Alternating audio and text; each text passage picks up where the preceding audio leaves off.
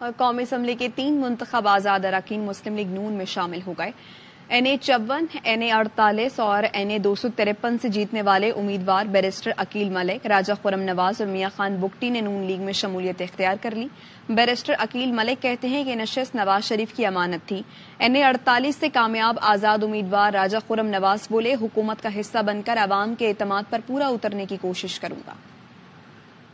پہلے بھی میاں محمد نواز شریف صاحب کی تھی، ابھی بھی میاں محمد نواز شریف صاحب کی ہے۔ یہ سیٹ توفتاً پاکستان مسلم لیگ نون کو پیش کرتا ہوں۔ سب شیروں کو، پاکستان مسلم لیگ نون کے تمام تر ورکرز کو بہت بہت مبارک۔ میں نے یہ فیصلہ کیا ہے کہ میں باقاعدہ طور پہ مسلم لیگ نون کے اندر شمولیت اختیار کر رہا ہوں۔ گورنمنٹ جو بننے جا رہی ہے مسلم لیگ نون کی، اس کا میں حصہ ہوں گا اور اپنے حلقے کے عوام کی اعتماد کے اوپر پورا اترنے کی پوری کوشش کروں گا۔ میرا نام میاں خان مودرانی بگٹی ہے اور میں نے آزاد امیدوار کی حیثیت سے NA 253 میں حصہ لیا ہے۔ میں آج جیتا ہوں۔ میں اعلان کرتا ہوں کہ آج کے بعد میں مسلم لیگ نون کا اس کے ساتھ رہوں گا۔